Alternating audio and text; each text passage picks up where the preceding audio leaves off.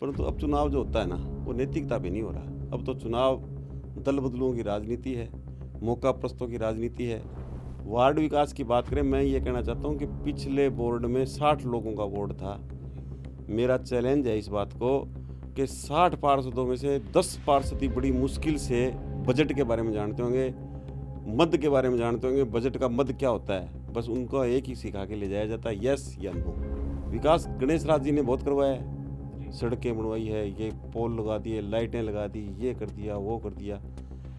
तो ये 2.5 साल में जब आप खुद एमएलए बने, उसके बाद विकास को एकदम रोक क्यों लगी कि ये जो 4 इंची की पाइप, 6 इंची की पाइप डाल के तुम सीवरेज बनाना चाहते हो ना, मेरे शहर को गंदगी खिला सकते हो, मेरे वार्ड को नहीं खिलाने दूंगा। और मेरे वार्ड में आज तक भट्टा कॉलोनी के अंदर सीवरेज नहीं डल पाया। आज भी सिविल लाइन एरिया की हालत ये है कि इस गंदे पानी की जो है समस्या, उसकी अगर हवा चल जाए तो वहाँ खाना नहीं बनता। बड़ी कंडीशन ख़राब है उन लोगों की, पर वो कहलाते हैं कि पोस्ट कॉलोनी। ट्रीटमेंट प्लांट के ऊपर जो काम होना चाहिए वो हो नहीं पा रहा। प्रशासनिक दृष्टि जो है वो कमज़ोर है। जो अधिकारी यहाँ आता है वो यहाँ सिर्फ बटोरने के लिए आता है, और उम्मीद तो यही है कि हम सभापति बनाएंगे और अकेले बहुमत से बनाएंगे। मैंने प्रशासन को अवगत कराया है कि जाति प्रमाण पत्र जो है वो माता पिता के आधार पर बनता है। हो सकता है नगीना बाई जी को आपको ही नहीं पता हो इस कानून का भी जाति प्रमाण पत्र कैसे बनता है। 2019 के अंदर एक किन्नर समाज के ऊपर सुप्रीम कोर्ट का एक निर्णय है, उसमें इनको अपने गुरु का नाम लिखने का अधिकार है, परंतु जाति प्रमाण पत्र में नहीं, सिर्फ अपनी पहचान छिपाने के लिए।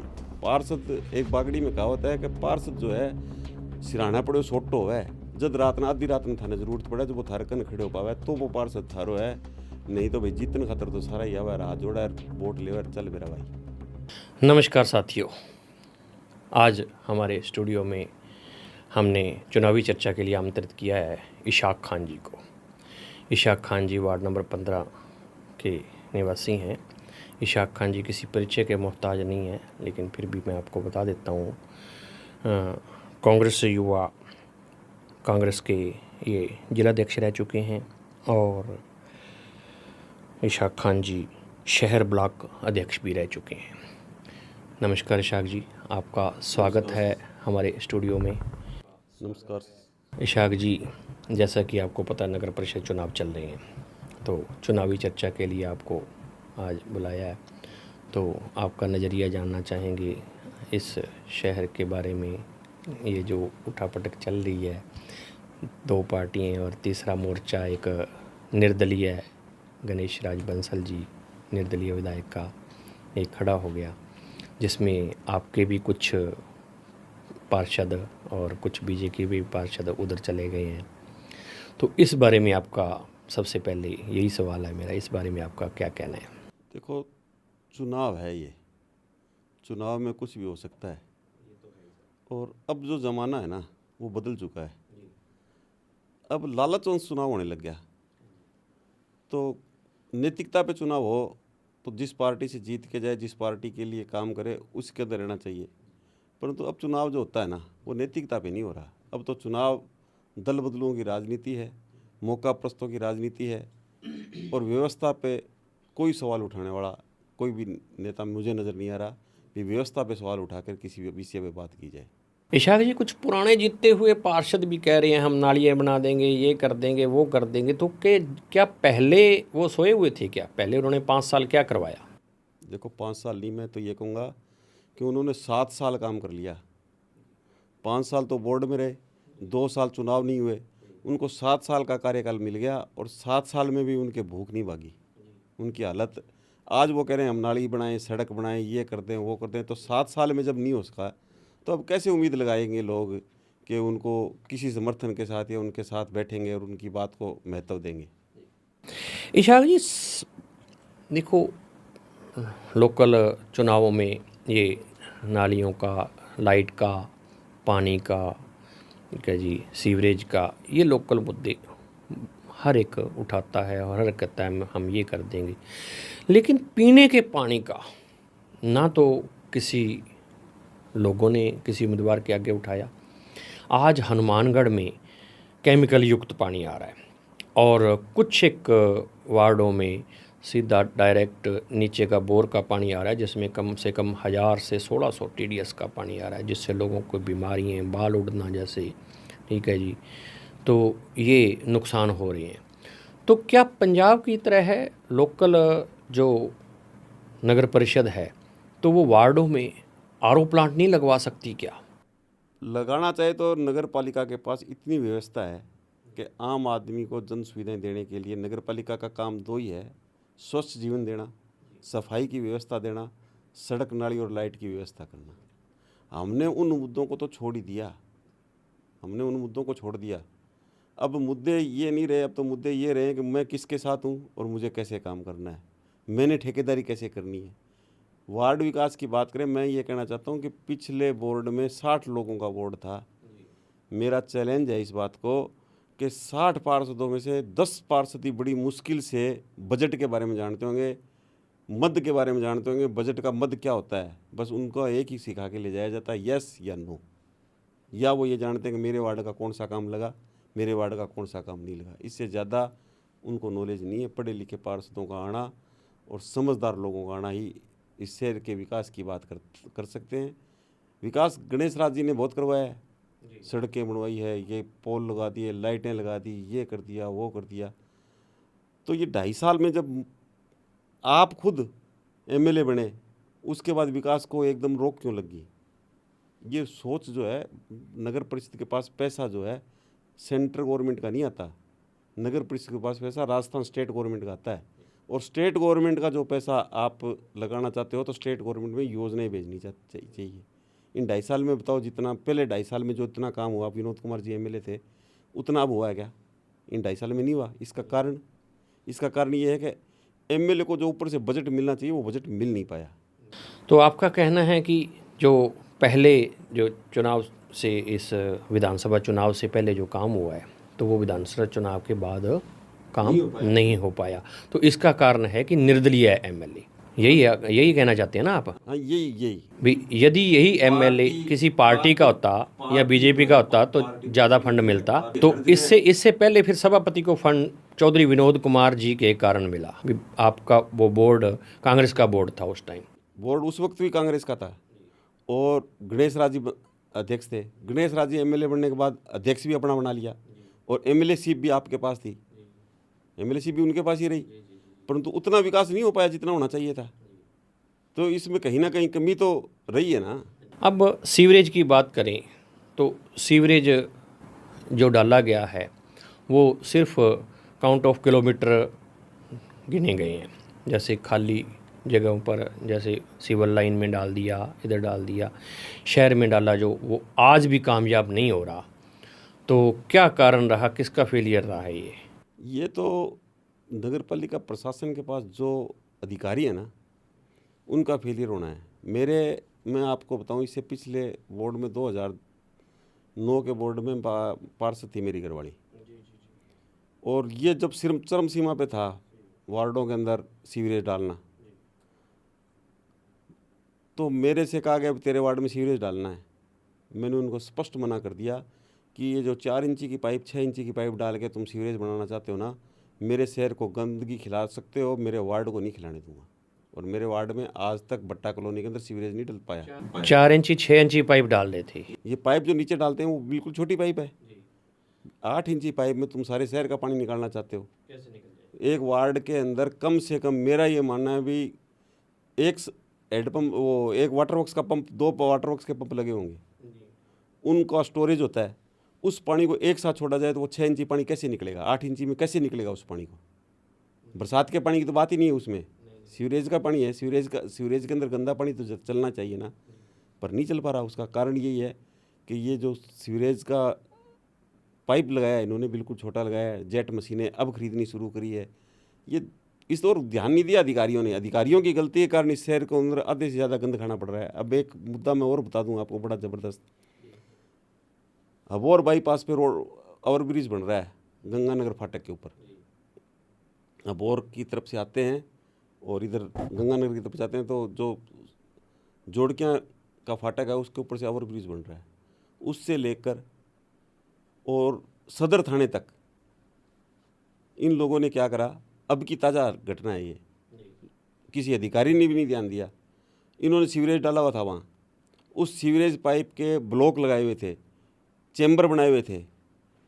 इस सड़क बनाने के चक्कर में उसके चैम्बरों को बंद कर दिया, बिल्कुल ब्लॉक कर दिया, और जो चैम्बर बनाए थे उनको कट के उनके ऊपर प्लस्तर कर दिया। कम से कम मेरा ये मानना है कि 1 करोड़ रुपए का इन लोगों ने वो पाइप और वो जो थे वो पटके बाहर गिर दिए। आज भी वहीं गिरे हुए हैं, आज भी वहीं गिरे पड़े हैं वो। अब वो जब ब्लॉक हो जाएंगे और ये इतनी बड़ी रोड बन रही है, उसको कैसे खोलोगे आप? उसको खोल नहीं सकते। और सिविल लाइन एरिया के और इसको गंद खिलाने के अलावा कुछ खिला ही नहीं सकते। आज भी सिविल लाइन एरिया की हालत ये है कि इस गंदे पानी की जो है समस्या, उसकी अगर हवा चल जाए तो वहाँ खाना नहीं बनता। बड़ी कंडीशन ख़राब है उन लोगों की, पर वो कहलाते हैं कि पोस्ट कॉलोनी। क्या इलाज है इसका? जो शहर का गंदा पानी जा रहा है इधर बाईपास डंप पे, तो वो भी आगे इधर निकाला जा रहा है ट्रांसपोर्ट नगर की तरफ। उसकी ठोस परियोजना होनी चाहिए ना। उसको गाँवों में, मेरा ये मानना है कि जोड़कियाँ गाँव के निकलने के बाद 38 मरबे ज़मीन ऐसी पड़ी है जिसके अंदर नहर का पानी नहीं लगता, ट्यूबवेल पर निर्धारित है। उन लोगों को कन्वेंस किया जाए, वहाँ पाइपलाइन से पानी पहुँचाया जाए, इस गंदे पानी का ट्रीटमेंट करके और इसको साफ़ करके अगर वहाँ भेजा जाए तो उनको तो पानी मिल जाए। और इस पानी की समस्या, ट्रीटमेंट प्लांट लगे तो हुए हैं लेकिन वो प्रॉपर कामयाब नहीं है, क्या कारण है? ट्रीटमेंट प्लांट के ऊपर जो काम होना चाहिए वो हो नहीं पा रहा। प्रशासनिक दृष्टि जो है वो कमज़ोर है। जो अधिकारी यहाँ आता है वो यहाँ सिर्फ बटोरने के लिए आता है और ये सोच के आता है कि मैंने 2 साल रहना है, साल रहना है, उसके बाद वो चला जाता है। पर वो साल 2 साल रहने के बाद ना तकरीबन अधिकारी यहीं रह जाता है, मकान यहीं बनाता है वो। चलो अपन फिर चुनावी चर्चा पे आते हैं। इशाक जी, इस बार आप कांग्रेस की कितनी सीटें मानते हैं अपनी? मैं तो 40 प्लस मानता हूँ। 40 सभापति आप बनाओगे फिर? उम्मीद तो यही है कि हम सभापति बनाएंगे और अकेले बहुमत से बनाएंगे। यदि कोई नंबर ऑफ सीट्स कम रह गई तो क्या आप किसी से समर्थन किससे ले सकते हो? देखो, नंबर ऑफ सीट कम रहती है ना, तो सबसे बड़ी बात तो ये है कि जो जीत के जाता है वो भी सोचता है अभी हम किसके साथ हैं। और नंबर ऑफ सीट को पूरी करने के लिए उनमें से कोई ना कोई अपने आप ही निकल के आ जाता है कि मुझे साथ लो, मैं आपके साथ हूँ। फिर वो पार्टी को और निर्दलीय पद को ताक पे रख के वहाँ आ जाता है। नंबरों को पूरा करने की कोशिश वही करते हैं जो पार्षद जीत के आते हैं। इशाक जी, कल आपने कलेक्टर साहब को एक ज्ञापन दिया नगीना बाई के उनके जो जाति प्रमाण पत्र गलत होने का दावा पेश करते हुए, तो वो उसकी क्या सच्चाई है वो कृपया हमें बताएंगे आप? देखो, सच्चाई तो प्रशासन ही निकालेगा उसकी। मैंने प्रशासन को अवगत कराया है भी जाति प्रमाण पत्र जो है वो माता पिता के आधार पर बनता है। उस जाति प्रमाण पत्र में गुरु का नाम दर्ज है। मेरा ये मानना है कि गुरु के नाम से बना हुआ जाति प्रमाण पत्र मान्य नहीं होना चाहिए। अब प्रशासन इसको किस दृष्टि से देखता है, जिसकी शिकायत की है वो इसको किस दृष्टि से देखता है, वो उनकी दृष्टि है। पर मेरा कानून सम्मत ये बात है कि एक तो पंजाब से आकर आप राजस्थान में जाति प्रमाण पत्र नहीं बनवा सकते, और अगर पंजाब का जाति प्रमाण पत्र यहाँ लागू हो जाए तो लोगों को नौकरी में और में हर चीज़ में बेनिफिट मिलता है। परंतु नहीं, सरकार का एक नियम है कि जिस राज्य में जन्म लिया, जिस राज्य के माता पिता हैं, जाति प्रमाण पत्र उसी आधार पर बनेगा। यहाँ अपने यहाँ कम से कम अपने तो बॉर्डर एरिया में बैठे हैं पंजाब और हरियाणा के, सैकड़ों परिवारों के अंदर लड़कियाँ ब्याज के यहाँ आई है, वो आज दादी के पोस्ट पर आ गई होंगी। परंतु उनका जाति प्रमाण पत्र अगर बनवाना पड़ता है तो पति के आधार पर नहीं बनता, माता पिता के आधार पे बनता है। ब्लड रिलेशन भी बनता है? ब्लड रिलेशन में बनेगा, इसमें कोई दो राय की बात नहीं। तो इनका सुनने में ये भी आया है कि इनका कोई कानून अलग है किन्नर समाज का? मेरे नज़र में तो है नहीं ऐसा कोई किन्नर समाज का अलग से हो, जाति के लेके विशेष करके नहीं है। 2019 के अंदर एक किन्नर समाज के ऊपर सुप्रीम कोर्ट का एक निर्णय है, उसमें इनको अपने गुरु का नाम लिखने का अधिकार है, परंतु जाति प्रमाण पत्र में नहीं, सिर्फ अपनी पहचान छिपाने के लिए। ये नोटिफिकेशन है कि गुरु का नाम लिख सकते हैं लेकिन जाति प्रमाण पत्र पर नहीं लिख सकते, स्पेशली ये लिखा हुआ है। ऐसे डॉक्यूमेंट्स में लिखा जा सकता है जिसकी कोई वैल्यू नहीं। आप लिख के मैं ले जाऊँ, जैसे वोटर आईडी में आप नाम दर्ज करवा लो, गुरु का नाम चल जाएगा आपके साथ, परंतु जाति प्रमाण पत्र में नहीं चल सकता। जाति प्रमाण पत्र पिता के आधार पे, माता के आधार पे बनेगा। ब्लड रिलेशन में आपका भाई बैठा है तो उसका प्रमाण पत्र लग के आपका जाति प्रमाण पत्र बनेगा। तो नगीना भाई पहले 6 बार चुनाव लड़ चुकी है, ठीक है जी। तो शायद इनका जो जाति प्रमाण पत्र है फिर गलत बना हुआ है। तो फिर उसका मेरे पास क्या इलाज है? गलती हो सकती है इंसान से, हो सकता है नगीना बाई जी को आपको ही नहीं पता हो इस कानून का भी जाति प्रमाण पत्र कैसे बनता है, तहसीलदार ने कैसे बना दिया। पहले अलग बात थी, अब कानून सम्मत लोग हर बात को जानने लगे। अब जानकारी आई है भी ये जाति प्रमाण पत्र बनाने। अब मैं जब बनवाने गया तो मुझे पता चला भी मेरी पत्नी का जाति प्रमाण पत्र तभी बनेगा जब उसके माता पिता के यहाँ से होगा। कई बातें ऐसी होती है जो लॉ में बैठे कानून करने वाले, या मैं ये कहूँ भी वकील को भी किसी बात का पता नहीं होता, वो भी किताब खोल के देखनी पड़ती है उसको भी, ये इसमें क्या कानून है, इसमें क्या लॉ है। लॉ और कानून की बड़ा गहरी पेचीदगी है। ये तो अम्बेडकर साहब का धन्य है कि उन्होंने इतनी मोटी किताब कैसे ली थी। इशाक जी, कांग्रेस से कब से जुड़े हुए आप? मैं कांग्रेस से जुड़ा हूँ, जुड़ा तो मेरे परिवार जुड़ा हुआ था शुरू से ही, परंतु पहला चुनाव का रिजल्ट आया नगर पालिका पार्षद का 14 फरवरी 1982 को। वो चुनाव मेरे मामा जी जीते और सिर्फ एक वोट से जीते। और उस चुनाव की मेरे आज भी ताज़ा यादें हैं भी 14 फरवरी 1982 से मैं इसमें सक्रिय हो गया था। उस पोलिंग में मेरी उम्र जब 15 साल ही थी तो गिनती की सुनने गए थे। उसके बाद ये जुनून सा हो गया भी कांग्रेस के लिए काम करना है, लोगों के लिए काम करना है। आपका राजनीतिक करियर वहीं से शुरू हुआ है? और राजनीतिक करियर वहीं से शुरू हुआ। मेरा परिवार राजनीतिक परिवार रहा है हमेशा ही। मेरे मामा जी 2 बार पार्षद रहे, मेरी घरवाली 2 बार पार्षद रह ली, एक बारी मेरी घरवाली पार्षद रह ली। तो आप खुद मेरे वार्ड से एससी वार्ड हुआ तो मैंने एससी का समर्थन करके उसको भी जिताने की कोशिश की और जिताया है। जिसके साथ लगा हूँ उसको जिताया। मैं तो पिछली बार ही डिफीट हुआ, और वो भी इस कारण से कि अचानक एकदम से जिस कैंडिडेट को मैंने चुनाव लड़ाना था वो मेरे पास नहीं रहा, और अचानक मुझे दूसरे वार्ड से कैंडिडेट आयतायित कैंडिडेट लेके आना पड़ा। भी चुनाव तो लड़ाना ही पड़ेगा, और मैं उसमें ब्लॉक अध्यक्ष था। मेरी ये मजबूरी थी कि मेरे को मेरा वार्ड खाली नहीं छोड़ना था। तो उस चुनाव को मैंने ठंडे नज़रिए से देख लिया, और चुनाव को तो चुनाव की तरह देखने से ही चुनाव जीता जाता है। मुझे इस बार उम्मीद है कि मैं फिर इस बार विजय हासिल करके आऊँगा। इशाक जी, अब बीजेपी की बात करते हैं। बीजेपी में जैसे अच्छे इनके वर्कर थे, उम्मीदवार थे जो कि निर्दलीय चले गए, निर्दलियों के साथ, तो बीजेपी से संभाले नहीं गए। क्या इस बार बीजेपी टिकट बांटने में या जो भी पहले हो चुका है उसको समेटने में कामयाब रहेगी? देखो, दोनों पार्टियां लगी हुई हैं टिकाऊ और जिताऊ उम्मीदवार ढूंढने के चक्कर में। तभी थोड़ी सी देरी हो रही है। जब देरी हो रही है, और टिकाऊ और जिताऊ उम्मीदवार, फिर उसके बाद उस पर विश्वास पात्र भी होना जरूरी है। इस पे दोनों पार्टियां मंथन कर रही हैं, और जो पार्टियां छोड़कर गए थे वो भी चुनाव लड़ रहे हैं। चुनाव तो वो भी लड़ रहे हैं। अब ये तो जनता पर ही फैसला है भी किसके साथ क्या करेगी। इशाक जी, आप हनुमानगढ़ के वोटरों को अपना क्या संदेश देना चाहेंगे? मेरा संदेश तो यही है कि वोटर अपनी सोच समझ और बुद्धि से काम लेवे। परिवर्तन की लहर है तो देखे भी हमने पहले किस पार्षद को चुना, और वो पार्षद अपने काम कराने में सक्षम रहा कि नहीं रहा, उसने कितने लोगों को सरकारी योजनाओं का लाभ दिया। इस बार गवर्नमेंट ने खूब पैसे दिए। मेरे को लगता है भी हर वार्ड के अंदर लगभग एक आदमी को पट्टेशुदा मकान है तो उस पर 2.5 लाख रुपए मकान बनाने के लिए गवर्नमेंट दे रही थी। अब ये पार्षद पर निर्भर था कि वो कितने लोगों को उसमें चयन करवा पाया, इस योजना का लाभ दिलवा पाया। योजनाएं बहुत आई हैं, ऐसी बात भी नहीं। योजनाएं हैं, अशोक लॉजी के टाइम बहुत योजनाएं आई, बहुत पैसा बांटा उन्होंने, परंतु योजनाओं का लाभ जो है ना वो आपका सगज पैरी जो होगा ना। पार्षद, एक बागड़ी में कहावत है कि पार्षद जो है सिराना पड़े सोटो है, जद रात ना आधी रात में थाने जरूरत पड़े जब वो थारे कन खड़े हो पावे तो वो पार्षद थारो है।